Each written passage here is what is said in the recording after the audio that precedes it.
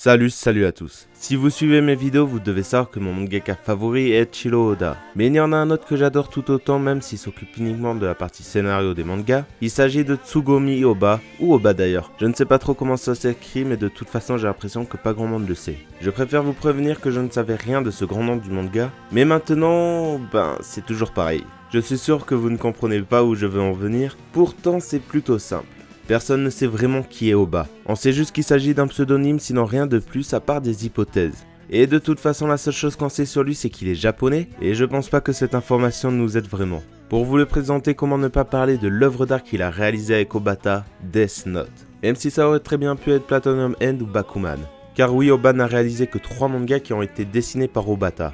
Ohba, comme vous l'avez compris, scénarisé Death Note, probablement le plus grand thriller de tous les temps qu'il a scénarisé en 2003 et 2006 pour un total de 12 tomes.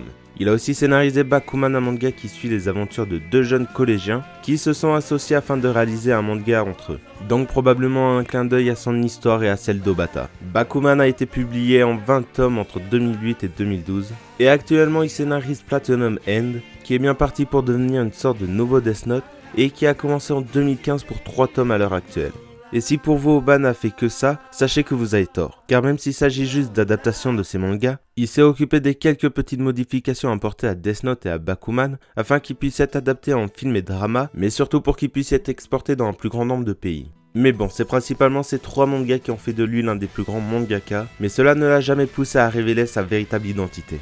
Mais si ce n'est pas lui qui livre sa véritable identité, c'est les lecteurs qui ont tout fait pour le démasquer. Mais il faut avouer qu'on ne sait même pas si Ohba est un homme ou une femme, puisque tout le monde dit « il » quand il parle d'Ohba, mais Tsugumi est avant tout un nom féminin, et même s'il est courant qu'un mangaka utilise un prénom du sexe opposé pour son pseudonyme, rien ne nous indique que c'est le cas d'Ohba. Du coup j'ai quand même cherché au moins un nom qui pourrait être sa vraie identité, et il y en a bien un, celui de Gamo Hiroshi. A vrai dire, je ne sais pas trop quoi en penser, car en 2003 il travaillait avec le Weekly Shonen Jump, et Obata travaillait aussi avec eux. Donc il n'est pas impossible qu'ils se soient croisés là-bas, et ce qui rend possible cette hypothèse. Mais j'en ai 2 qui viennent de moi à vous proposer. En cherchant des informations sur le site Manga News, je suis tombé sur la fiche du mangaka qui n'utilise pas un pseudonyme, Ohba Kenya. Et si elle s'était juste contentée de changer son prénom? Sachant qu'elle réalise des mangas pour enfants, ce n'est pas impossible qu'elle ait préféré changer de prénom pour son pseudonyme, afin que les lecteurs ne catégorisent pas Death Note comme un manga pour enfants, avant même l'avoir lu. Bon, j'admets que cette hypothèse est plutôt tirée par les cheveux, et probablement improbable. Mais j'ai pensé à une autre chose qui me paraît plus probable. Et s'il y avait un vrai lien entre Ohba et Obata? Et c'est pour cette théorie que je vous ai habitué depuis le début de la vidéo à écrire Ohba de cette façon.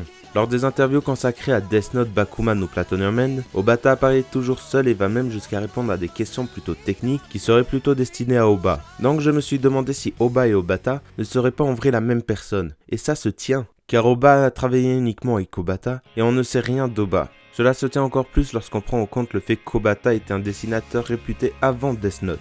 Donc n'est-il pas impossible qu'Obata ait décidé de créer le personnage d'Ohba afin de pouvoir réaliser la partie dessin et la partie scénario d'un manga tout en gardant son image de dessinateur.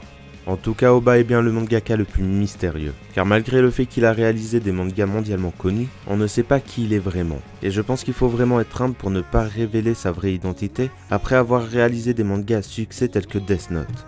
Et c'est pour ça que j'espère que l'on découvrira le plus tard possible, ou voire jamais, qui se cache vraiment derrière le nom et le mystère de Tsugomi Ohba. C'est déjà la fin de cette vidéo. J'espère qu'elle vous a plu. Sachez que j'ai vraiment adoré créer mes propres hypothèses sur qui est vraiment Ohba, et que j'ignorais totalement que le nom de Tsugomi Ohba était un pseudonyme avant même d'écrire cette vidéo. En tout cas, n'hésitez pas à lâcher vos hypothèses les plus folles sur qui est Ohba en commentaire, et n'hésitez pas à lâcher un pouce bleu et à vous abonner à la chaîne. Sur ce, on se dit à la prochaine. Ciao.